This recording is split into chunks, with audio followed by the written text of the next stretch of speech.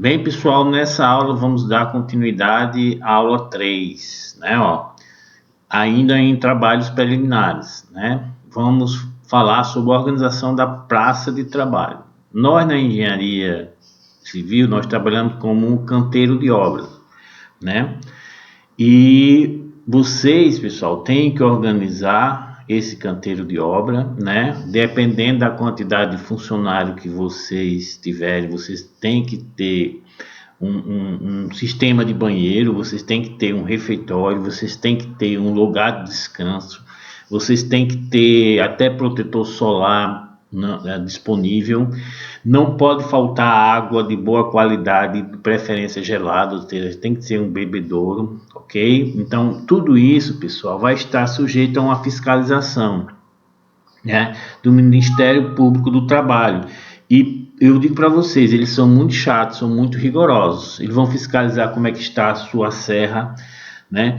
Se você deu os EPI, os equipamentos de proteção individual, vai ver como é que está o cara que está, o ferreiro, né, que vai fazer as armações, se ele é vacinado contra tétano, até isso eles vão ficar preocupados. Então é uma coisa muito chata e vocês não podem de forma alguma dar um deslize em qualquer coisa que seja, porque se o Ministério do Trabalho chegar lá e verificar que não está coerente, ele vai embargar a sua obra e você vai ter dor de cabeça.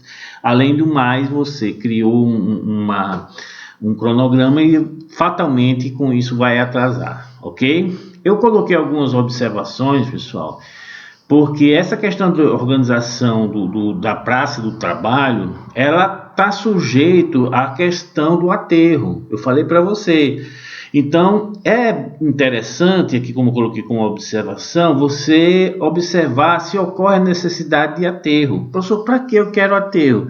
Para aumentar o nível do terreno, ok? Se o seu terreno é baixo e quando chove a umidade sobe no solo, pessoal, se você precisar de um ambiente nesse seu empreendimento que tenha um ar de higiene, ou seja, não ter um ambiente insalubre, você sabe que essa umidade que está no solo, ela sobe pelos componentes da estrutura, né? Vem na fundação, passa por baldrame e sobe para as paredes, começa a surgir fungo, mofo. Então, creio eu que isso não é legal, principalmente para um aviário, porque você não pode ter uma umidade excessiva no aviário, porque as galinhas começam a sofrer até problema de pneumonia, né? Então vocês têm que observar qual é o empreendimento, o que é que eu estou fazendo e verificar se a umidade vai ser um fator de risco do insucesso de seu ou não. Então é bom você verificar. Tem local que você vai construir que a praça de trabalho não tem nada a ver com o local onde você vai construir. Então, automaticamente você pode fazer o aterro apenas lá. Ou também você pode, não, professor, não quero aterro, já é um local alto, com desnível bem interessante, então não precisa. Ok, pessoal? A partir do momento que você for colocar um aterro, então, pessoal, se preocupe com o material que você vai jogar nesse aterro. Será que é um material bom para ser compactado? Né? A pissarra é um excelente material para compactação. Você coloca lá e você vai realizar essa compactação. Ah, professor, mas como é feita essa compactação? Primeiro, pessoal, a compactação é feita por camada. Você coloca o aterro, espalha esse aterro e deixa uma camada, vamos dizer assim, razoavelmente pequena, uns 20 centímetros. E aí você passa a fazer a compactação. Essa compactação ela pode ser mecanizada, com um rolo compressor, um pé de carneiro, quando é uma obra muito grande, ou pode ser uma compactação manual, através de um sapinho, que é aquele equipamento que fica pulando, parece um sapo, que a gente chama de sapinho. Ou pode ser com o piloamento, né? Você pega uma lata de tinta, enche de concreto, coloca um cabo de enxada e o cabo começa a bater. Mas sempre lembrando, não coloque todo o aterro, né, pessoal? E depois você espalha e faz uma compactação só. Não adianta. Até mesmo com a mecanização, a norma manda que você faça sempre por camada. Então, pessoal, o aterro e essa compactação tem que ser bem feito, porque se você não fizer bem feito, com o tempo ele começa a afundar, dá uma chuva, começa a afundar, você verifica que o aterro vai se deslocando da estrutura, é um negócio meio complicado, né? E também, pessoal, caso você verifique que ocorre a necessidade de ter um muro de arrimo, né? Ou seja, como o aterro é muito alto, então eu não vou deixar isso desprotegido, não vou plantar nada, nenhuma gramazinha. Então o que acontece? Com o tempo, com as chuvas, esse aterro vai o quê? Vai escorrendo, né? E vai diminuindo e vai podendo até chegar na sua construção. Então é interessante nessa questão da elaboração do canteiro de obra você verificar a questão de aterro, né? Se ocorre a necessidade e precisa também fazer um muro de arrimo. Tem um vídeo que eu estou colocando como complementar que fala o que é o muro de arrimo. É você reter o aterro, né? Porque se você não colocar uma retenção, o próprio peso do solo ele tende a sair. Então esse muro de arrimo vai proteger, né, essa deteriorização desse aterro, ou seja, ele vai se quebrar e vai escorrer. Outra forma, o muro de arrimo é um elemento estrutural bastante caro e complicado, mas você pode fazer com a proteção de capim.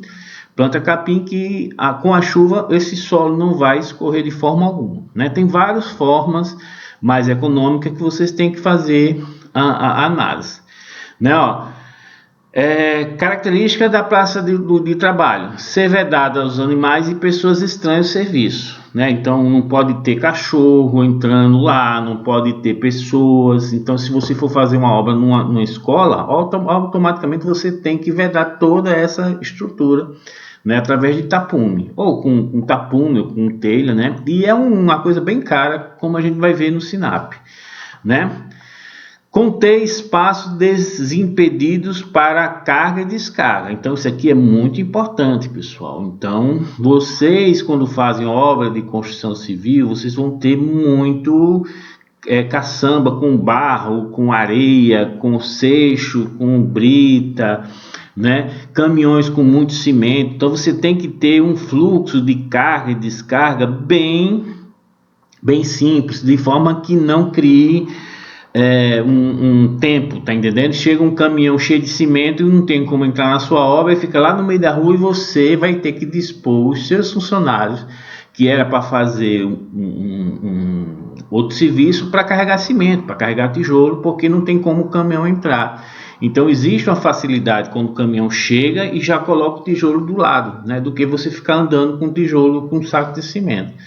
Tempo é dinheiro, pessoal. Então, de forma que você verificou que não está facilitando o trabalho do peão, então você tem que fazer, isso aqui está errado, era para o peão não estar andando tudo isso para carregar tijolo, não. Então o caminhão era para estacionar aqui e a gente já ir depositando tijolo nesse local. Então essa organização ela é muito importante, né? Possuir depósitos provisórios para guardar a guarda de materiais como cimento, azulejo, ferramenta, né? E fica também a cópia dos projetos a ser executados para consultas. Ou seja, se essa obra for muito grande e tiver uns projetos, então você tem que ter um escritóriozinho onde vai ficar os técnicos, ou responsável pela obra, o engenheiro, para que seja manipulado esses projetos, né? E também tem um projeto de obra, aquele que está lá na mão do seu Piauí verificando. Ele deve estar um zezéu. Você acha que seu Piauí foi no banheiro e se limpou com ele, de tão sujo que o bicho está. Mas é necessário ter esse projeto exposto, para sempre você vai ter que consultar com ele, né? E pessoal, os depósitos que a gente trabalha é sempre o que? O almoxarifado, né? O almoxarifado que você guarda os carrinhos de mão, guarda as ferramentas, e você vai ter que ter um almoxarife que vai organizar isso, né? Ó, carrinho de mão, o cara, o almoxarife que é o responsável só vai receber do cara que está trabalhando com carrinho de mão se tiver limpo, a enxada limpa, a betoneira limpa, tá entendendo? Então essa organização você tem que ter, porque são equipamentos caros. Uma betoneira é cara, uma betoneira hoje de 600 litros deve estar os olhos da cara. Então é um equipamento que quanto mais você se preocupa na questão do trabalho, do trato com ele, também na manutenção, você vai ganhar muito dinheiro com relação a ela. Ah, professor, vou lá ficar preocupado com betoneira, isso aqui se acaba da obra. Não é assim, depende também da betoneira, né? Então a betoneira de pequena não adianta nem você, porque ela só vai aguentar aquela obra. Na próxima você vai ter que comprar outra, mas um carrinho de mão do mesmo jeito. Mas se você tiver esse cuidado, pessoal, ele rende o dobro do tempo que você espera, e podendo até chegar ao triplo, ok? Ponto de água de boa qualidade. Essa água de boa qualidade, pessoal, não é apenas para você beber, não. Você também vai trabalhar com concreto, e o concreto exige uma água de boa qualidade. Não pode ser uma água salobra, tá entendendo? Então tem essa, e principalmente o ponto de energia. Obviamente que dependendo da quantidade de pessoas, você tem que fazer um sistema de saneamento, né? Vai ter que fazer uma fossa provisória para coletar o cocô lá do banheiro. Você vai ter que ter um sistema de água para ter um banheiro para tomar banho. Então, isso aqui, pessoal, quando se trabalha com grandes obras, é muito chato, principalmente devido a você estar sempre estando, sendo fiscalizado. Beleza? No caso das construções da universidade, teve um caso que na fundação estava cavando buraco para fazer uma sapata. O Ministério do Trabalho queria, porque queria que a gente colocasse uma escada com corrimão para o cara sair de dentro do buraco. Aí a gente ficou assim, cara, mas nós fizemos, né? Para já evitar, não, está embargado por causa disso. Então é uma coisa assim que você fica assim abismado, mas é a situação. E eles têm o poder de embargar a sua obra e você sair no prejuízo. Ok, pessoal? Então vamos lá, com trabalhos preliminares, vamos à pesquisa do subsolo. Isso aqui, pessoal, é antes de tudo, ou seja, você tem que conhecer o solo onde você vai construir. Se você vai construir um edifício, a primeira coisa que você faz, está lá o terreno cheio de lixo, não tem nada não, vai lá e você faz os ensaios para ver o quanto aquele solo é resistente para aquela sua obra, ou seja, o quanto eu tenho que ter de resistência para poder suportar aquele edifício, né? Ó, a situação aqui de vocês eu achei bem simples, mas é bem interessante a gente trabalhar, ok? Então é necessário, para se planejar o tipo de alicerce a ser indicado, ou seja, você vai definir o tipo de alicerce, obviamente que também levando em consideração o custo, para aquela resistência que você obteve no ensaio que teve de resistência, ok? Então, para grandes obras, aí tem aqui CREA, não entendi. Eu acho que isso aqui que ela quis colocar é que quando você tem uma grande obra, você tem que ter um registro no CREA como um responsável técnico, e você tem que elaborar um RT, né?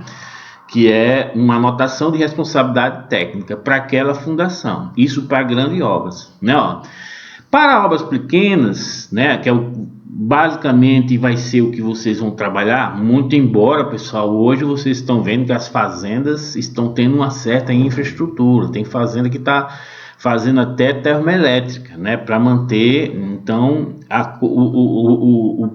o porte de obra está aumentando, não é tão obra tão pequena não, né? Obras de pequeno porte, uma simples observação do terreno, né, empiricamente, né, método da pá ou da picareta, que eu até achei graça disso aqui, porque para a gente da engenharia civil que vai fazer uma ponte, um edifício de 30 andares, é complicado, né? Mas eu tenho um videozinho dos ensaios que a gente faz lá para determinar a resistência do solo, que é muito interessante, tá entendendo? E a gente poderia até certo ponto tornar ele também para agronomia de forma mais simplificada, porque é um ensaio meio complicado e é um ensaio meio caro, tá entendendo? Então eu também tenho um vídeo que vocês vão na hora que eu lançar o link, vocês vão, que é o nosso SPT, que é o nosso ensaio de percussão para determinar a resistência do solo de acordo com a profundidade, beleza? Pronto, aqui é um ensaio que vocês têm uma forma bem empírica, né? Ó. Então, a tensão admissível do solo, ela é dada por quê? Pessoal, tensão tem a mesma unidade de pressão, ou seja, é P, que é a carga, né, em quilo. Professor, isso não é massa. Pessoal, seria correto você colocar KGF, ou seja, quilograma força aqui, tá entendendo? Porque quilo é massa. E tensão é o que? Força por área, né? Ó, mas existe a unidade KGF, que é uma unidade mais simples, porque se você tem, estou com a força de 1 kgf, aí você já imagina o cabo, se for um maranhense, é 1 kg de arroz na mão, tá entendendo? Então existe essa relação. Quando você multiplica esse quilo, que é a massa, pela aceleração da gravidade, ou seja, 9,81 metros por segundo ao quadrado, esse quilo vai se transformar em Newton, aí passa a ser o que? Força. Mas você pode tratar também como sendo kg, ou seja, quilo. Então é mais, vocês entendem mais, rapaz, eu tenho uma força ali de 100 quilos. Aí você fica imaginando, deixa eu ver o professor lá da agronomia que tem 100 quilos. É professor tal, tá entendendo? Ele em cima daquele negócio. A coisa melhor do mundo é uma caixa d'água de 1000 litros, você já sabe quanto é que vale uma caixa d'água de 1000 litros. Né, ó? Então você já sabe, é 1 tonelada. Então você já tem uma noção com relação à massa do carregamento, né, ó? Beleza? Então perceba, pessoal, que esse termo aqui, ó, P sobre S, já é a tensão, né, ó? É Newton ou quilo por metro quadrado, centímetro quadrado, milímetro quadrado, ou seja, é uma força por uma área. Né, ó, vezes o C. O que é esse C, pessoal? É um coeficiente de segurança, né, ó? E perceba que esse coeficiente de segurança, pessoal, nessa fração aqui, está no denominador. E os valores que ele tem aqui, eu confesso que eu não sei se é de 5 a 10, ou é 5 ou é 10, eu não sei se é um intervalo, ou é 5 ou é 10. Fiquei sem entender, mas vou procurar saber para especificar. Quando você coloca o 5 e 10 aqui embaixo, o que acontece? Você está pegando essa tensão e está diminuindo ela. Então você está colocando para um local mais seguro. Ou seja, você está trabalhando em prol da segurança. Aí essa tensão, que é peso pela área, passou a ser uma tensão que a gente chama de admissível. Né? Isso na engenharia a gente usa muito. A gente usa esse coeficiente de segurança. E esses coeficientes de segurança tem uma norma exclusiva para você determinar ele. Não é assim, eu chego e digo é tanto. Não, existe uma norma que vocês utilizam para qual é o coeficiente de segurança que eu vou trabalhar. Então, pessoal, basicamente a tensão é isso aqui, né? Ó, perceba que esses outros termos aqui, eles são o que, pessoal? São valores ponderadores que vão ponderar, né, essa tensão admissível. Aonde esse N é o número de queda, ou seja, você vai pegar esse bloco que tem uma massa determinada e vai fazer a percussão dele, ou seja, a queda dele no solo. E depois que você faz ou 5, deixa eu ver o número ou 5 ou 10 percussões, que eu creio que seja isso, não é intervalo, faça os 5, o que é que você vai fazer? Você vai medir a altura da queda, né, ó, e vai pegar o quanto esse solo sofreu o recalque devido a essa pancada, tá entendendo? Então isso aqui a gente consegue até dizer que é um ensaio de percussão, igual o SPT que vocês vão ver no vídeo, ok? Sendo que lá no SPT, aqui eu não acho que seja assim, por quê? Porque você faz os golpes, né, ó, mede a altura, e depois que você faz os 10 golpes ou os 5 golpes, você vai lá e vê quanto afundou o solo, né, ó. Aí bota isso aqui nessa expressão, perceba que esses termos aqui, eles são o que? Não tem dimensão, porque H, professor, o H, ele é em centímetro, mas o E também é em centímetro, então vai cortar, ó. Então fica dimensional, não tem dimensão. Então continua com o quê? Com P sobre S, que é a tensão. Isso aqui deve ter sido elaborado estatisticamente. N mais 1 dividido por 2. N é a quantidade de golpes, né? Também não tem dimensão. né? O número de quedas, né? De golpes, né? Então, isso aqui é dimensional e fica com um padrão. O método SBT, pessoal, basicamente é esse aqui, né? Sendo que lá existe uma diferença que vocês vão dando golpe e vocês vão verificando que a penetração. A gente poderia ter um trabalho que trabalhasse também com essa questão, ou seja, eu dou um golpe e vejo quanto penetrou, ou seja, vejo quanto foi esse afundamento aqui do solo. Dou outro golpe e vejo quanto afundou, né? Então vocês vão perceber que eu vou ter um gradiente. A partir do momento que você vai dando esse golpe, o que é que vai acontecer com o solo? Ele vai como se tivesse uma compactação. No próximo golpe, o valor da penetração vai diminuir. Então é essa variação que eu acho que falta um pouquinho para a gente analisar, que pode ser menos empírico do que essa forma que a gente está trabalhando. Mas isso aqui daria muito bem, pessoal, com TCC, um trabalho de TCC de vocês, fazer essa análise utilizando a análise de percussão, né, do SPT que a gente usa lá na engenharia civil, e você fazer um comparativo, né? Não tem como a gente trabalhar com SPT porque essa profundidade é muito pequena, mas aí você pode fazer uma resistência de carga, né? Nós temos também a célula de carga na superfície do solo. Bota a célula de carga e bota um caminhão lá em cima cheio de concreto para você ver o quanto aquele solo, devido àquela tensão, já que você tem um caminhão betoneira cheio de concreto, eu não sei se você sabe, o elemento mais pesado que existe é um caminhão cheio de concreto, uma betoneira cheia de concreto. É tanto que lá em São Paulo, pessoal, quando vai ocorrer uma concretagem muito grande, né? Então os órgãos que são responsáveis pelos viadutos, eles fazem análise de carga nos viadutos, já aproveitando essa produção de concreto.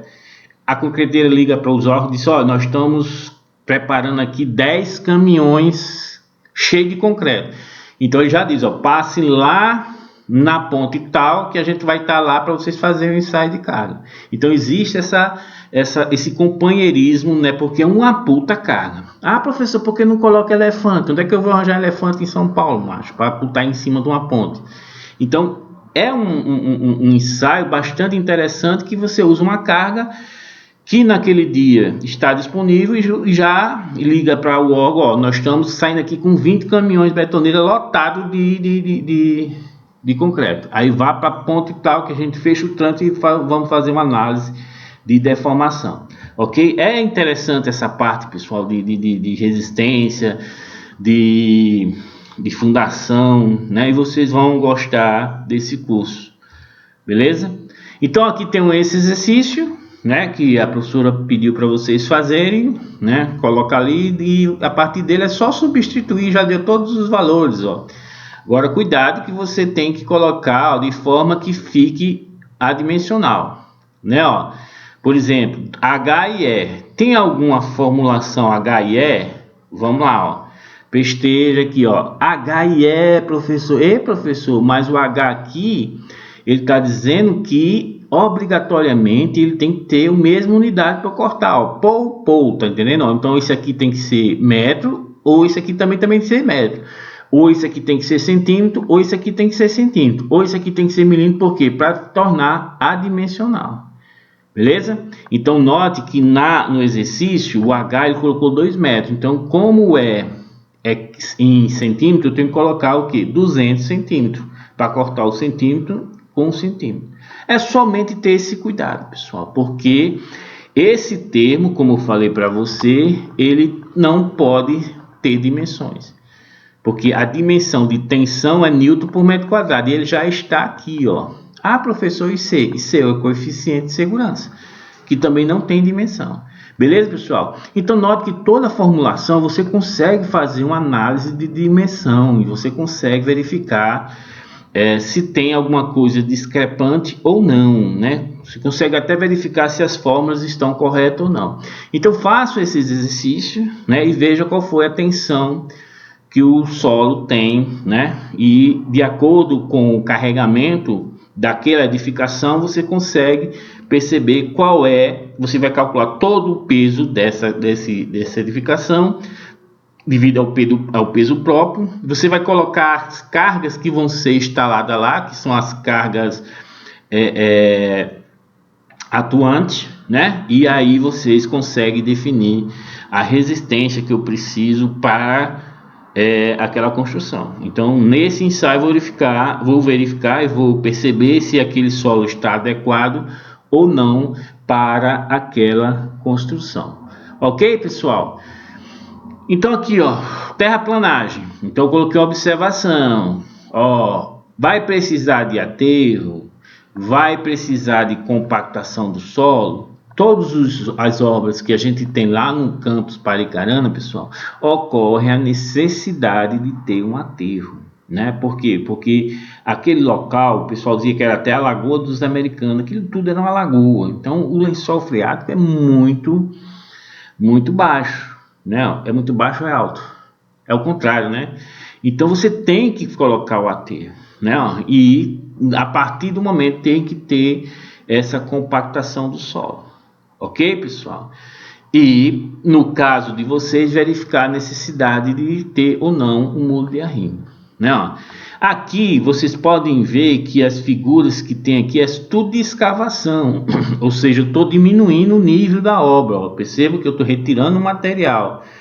Isso aqui é muito complicado, porque você tem que ter um tratamento nesses taludes aqui, ó. Ou vou plantar grama de forma que quando começar o inverno, começa a chover e isso começa a desbarrancar, né, ó. Então, terraplanagem é uma coisa, onde você vai planar o seu local de construção para tornar plano, né? Vai facilitar muito a construção da edificação, quando você trabalha com plano. Quando não é possível, você vai ter que trabalhar com vários níveis na sua edificação, e isso vai dificultar muito, principalmente na questão do gabarito, né, ó. Então eu quero que vocês, eu vou colocar vídeos auxiliares de aterro, de compactação do solo, para vocês terem essa noção. Primeiro analisar se eu tenho que fazer um aterro primeiro para depois sim fazer o nivelamento, a terraplanagem.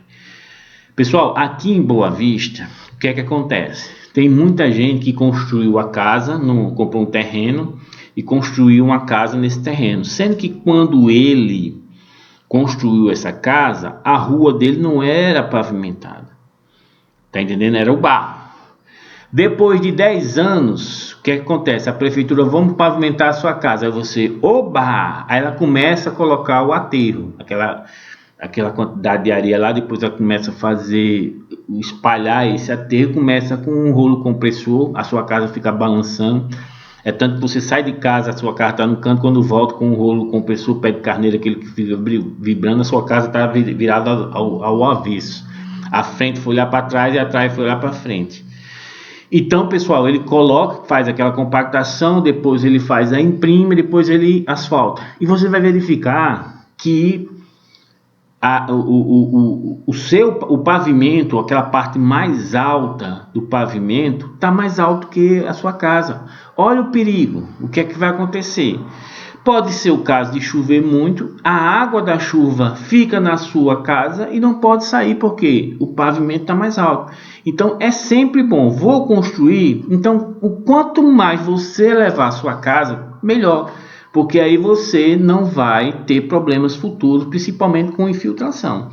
Obviamente, mesmo a sua casa sendo alta, você vai ter problema de infiltração.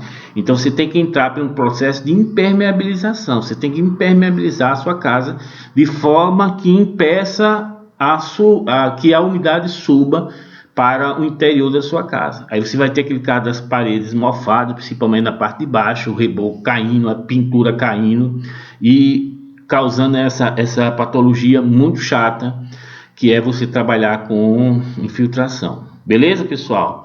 Então, esses estudos preliminares basicamente são isso, é você fazer uma análise para ver como é a forma de fundação que você vai querer, se eu vou precisar fazer um aterro, se eu vou precisar fazer um muro de arrimo, se eu vou ter que compactar, tá entendendo? Então são várias etapas que é bem interessante e é fácil de você definir isso aqui, beleza?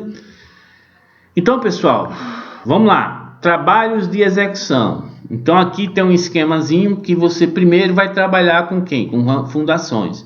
Aqui ele colocou essa figura que a definição aqui sumiu, né? Então só tá elementos a construção ao terreno. E eu não sei o que é, mas é fácil de você compreender o que é uma fundação. Fundação, pessoal, ele é considerado como sendo infraestrutura, está abaixo do solo. Então, tudo que está abaixo do solo, que é elemento estrutural, nós chamamos a infraestrutura, né? Que são as sapatas, que são os coroamentos, que são as estacas, que são o arranque de pilar, até certo ponto também a viga baldrame, tá entendendo? Que são abaixo do solo. O que for acima do solo, nós vamos tratar como sendo superestrutura, beleza? Então, qual é a função? Qual é a função da fundação? Pessoal, a fundação ela vai receber a carga da sua construção, beleza? Então, você tem que preparar ela de forma que não ocorra de forma nenhuma recalque. O que é recalque, professor? Você começa a construir e a sua edificação começa a ceder, tá entendendo? Então, por isso que você tem que preparar esse solo para receber aquela carga, né? E existem várias formas de você fazer essa fundação. Existem as formas mais simples, que é aquela que vocês, não sei se vocês se lembram, que cavava uma vala para construir um muro. Aí enchia essa vala daquela pedra jacaré, né, que o pessoal chama aqui, que é aquela pedra laterítica, e depois fazia o que? Cimento com areia, fazia aquela mistura e jogava e depois botava água. Aquilo, queira ou não queira, é um baldame, que também é um elemento de fundação, né? Então, esse é o mais comum que existia. Antigamente, o pessoal construía uma casa, desenhava as paredes no solo, fazendo as valas, enchia dessas pedras jacaré e colocava essa mistura de cimento com areia, né? Antigamente nem cimento tinha, o pessoal usava, sabe o que para aumentar a resistência? Cupizeiro, né? Antigamente não existia cimento, então uma forma de você aumentar a resistência era usar o cupizeiro, que ele tem uma certa... Nas regiões mais afastadas do litoral, eles usavam o cupim como cimento, né? Aquela baba que o cupim fica moldando para fechar os dutos, não sei o que é aquele tira da boca, não sei o que. Aquela massa, ela tem uma resistência fantástica, né? E já o pessoal lá do mar utilizava o óleo de baleia como ligante, né? Então, no mar era o óleo de baleia, que era utilizado tanto como ligante na construção, como era usado na iluminação pública. Aqueles candeeiros ficavam no meio da rua, era tudo óleo de baleia. Então, com o passar do tempo que surgiu o cimento, aí mudou essa concepção, aí passou a ser o cimento, beleza?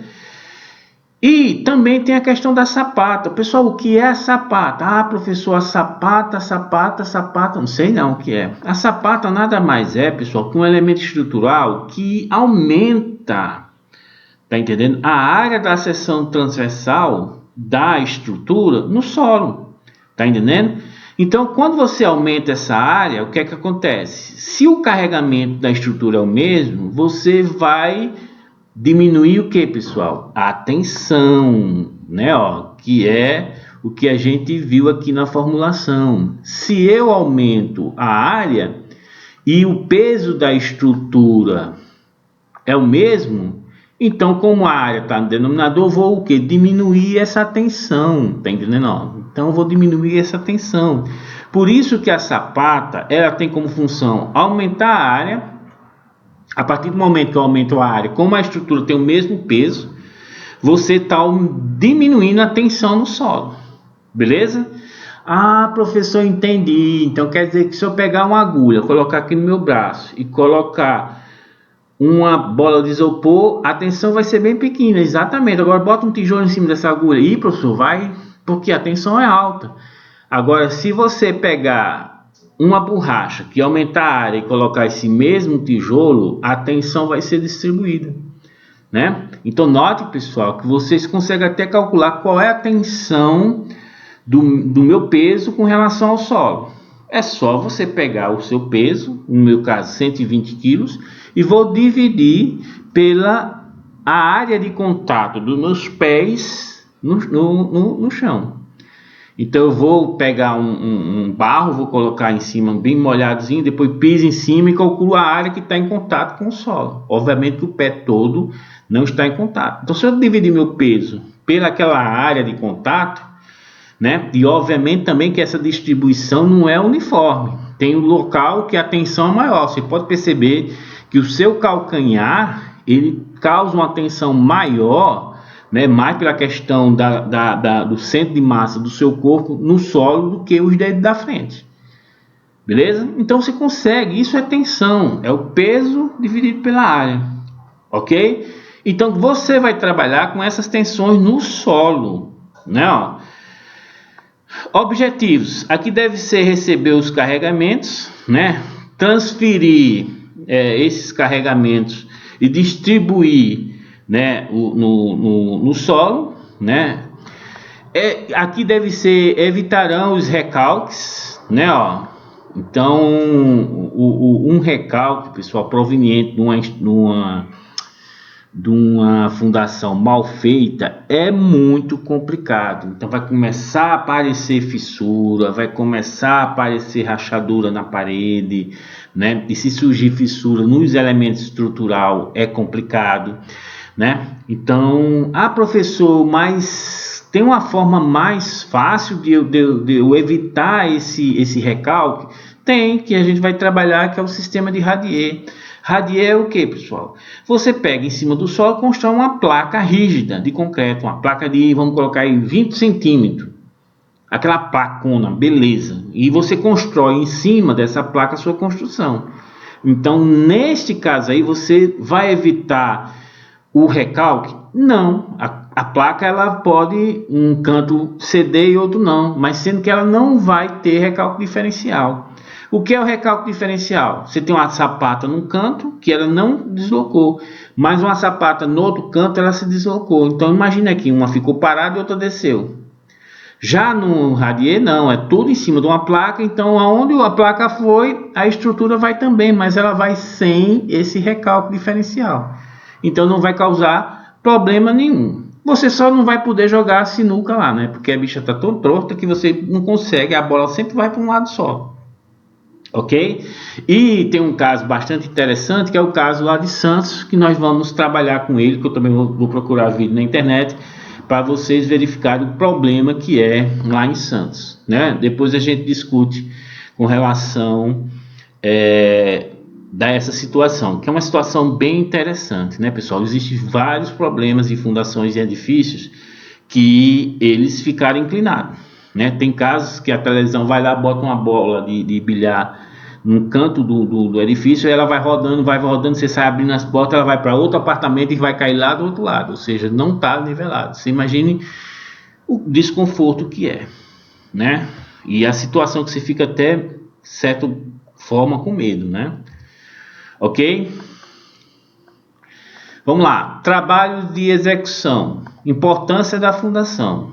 Serão a base da construção. Se a fundação não for realizada corretamente, poderá comprometer a construção posteriormente, acarretando custo mais elevado e paralisação das atividades, né? Isso aqui é o caso que você tem vários edifícios aqui no Brasil, pessoal, porque o pessoal não comenta muito que a fundação não foi adequada para aquele peso. Então tem edifício que tem uns 10 andares que não pode ser ocupado. Por quê? Porque ele vai passar e pode ocorrer uma questão de recálculo da estrutura. Então, e são edifícios públicos, né, de empresas de instituições bem...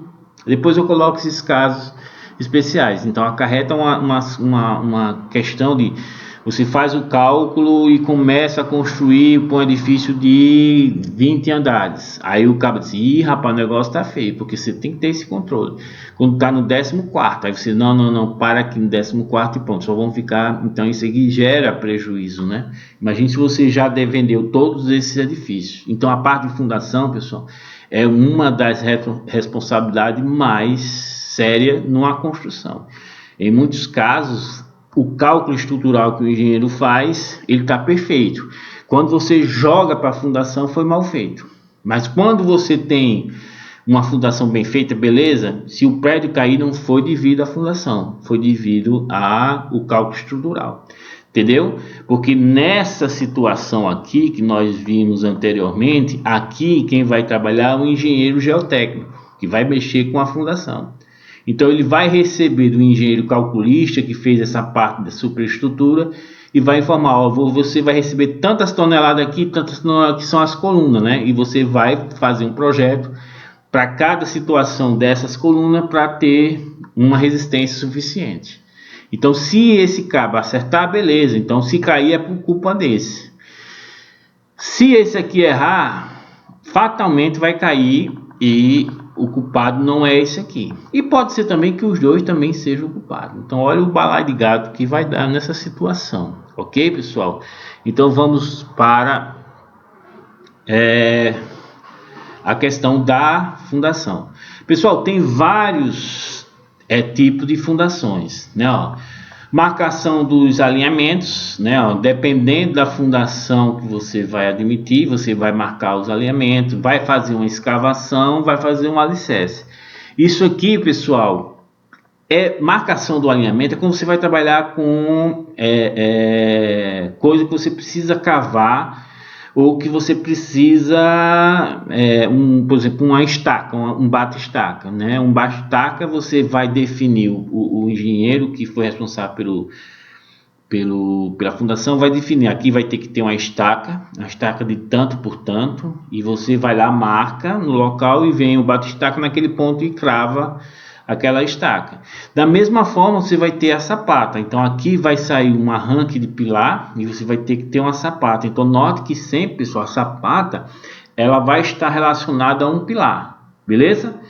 Ou você pode ter uma sapata contínua, que você vai pegar vários pilares, né? Isso depois a gente vai discutir. Então na hora de você alocar a obra, você tem que trabalhar com esses pilares, beleza? Aí depois você vai ter a escavação.